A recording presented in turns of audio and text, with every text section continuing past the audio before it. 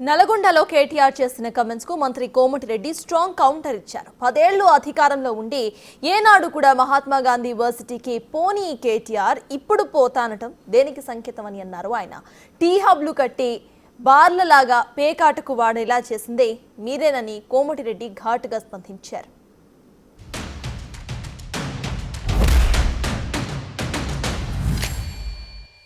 అక్కడ కలదప్పిన IT tower కనబడ్డది.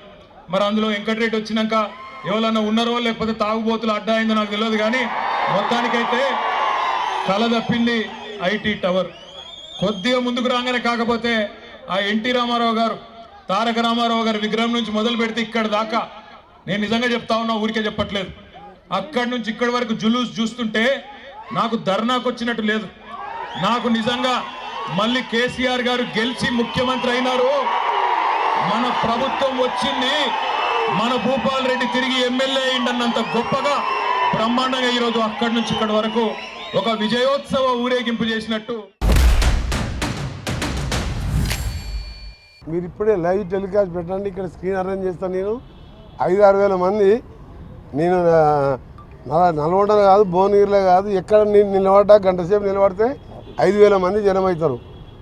మేము meeting పెడితే అక్కడ పల్లీలు అవన్నీ అమ్ముకుంటానికి వస్తారు, ఐస్ క్రీమ్లు, అంతమంది కూడా లేరు. ఆ సభలో ఆయన ఏ ముఖం పెట్టుకొచ్చిండు, ఎందుకు వచ్చిండు? మహాత్మా గాంధీ యూనివర్సిటీ నేను కట్టి 300 ఎకరాల్లో బ్రహ్మాండంగా, ఉస్మానియా కాకతీయ తర్వాత పెద్ద యూనివర్సిటీ ఉమ్మడి ఆంధ్రప్రదేశ్లో రాజశేఖర రెడ్డితో నేను తెస్తే 10 ఏళ్ళలో మంత్రిగా ఆయన లోపలికి పోలే, నిన్న పోతా అంటాడు మంత్రిగా లోపలికి. 10 ఏళ్ళకెళ్ళి విద్యాశాఖ మంత్రి ఉన్న జగదీష్ రెడ్డి పోలే, కేటీఆర్ కూడా 1-2 సార్లు వచ్చినట్టు నల్గొండకు ఆయన పోలే. ఆయన వచ్చింది ఒకటేసారి, అక్కడ ఒక ఎమ్మెల్యే చనిపోతే వాళ్ళ తండ్రి దినాలకు వచ్చిండు దత్తత తీసుకుంటా అని. ఇంకోసారి కేటీఆర్ వచ్చిండు, టీఎఫ్ అని ఒకటి కట్టి తాళం వేసి వచ్చిండు. దాని గురించి కూడా అది మొత్తం తాగడానికి పనికొస్తుందని చెప్పిండు.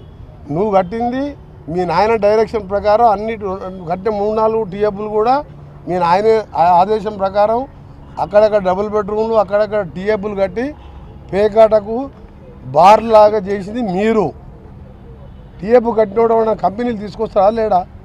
ఐటీ మినిస్టర్గా ఉండి నల్గొండల ఎలక్షన్కు నెల ముందు ఓపెన్ చేసిండు, మొన్న అసెంబ్లీ ఎలక్షన్ ముందు. అందుకని అంత ఘోరంగా ఓడిపోయిండ్రు.